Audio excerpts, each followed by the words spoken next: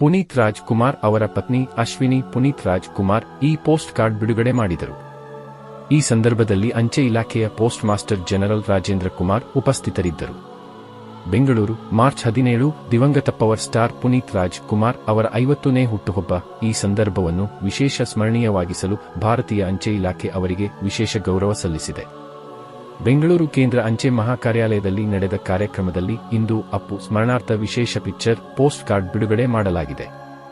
ಪುನೀತ್ ರಾಜ್ ಕುಮಾರ್ ಅವರ ಪತ್ನಿ ಅಶ್ವಿನಿ ಪುನೀತ್ ರಾಜ್ ಕುಮಾರ್ ಈ ಪೋಸ್ಟ್ ಕಾರ್ಡ್ ಬಿಡುಗಡೆ ಮಾಡಿದರು.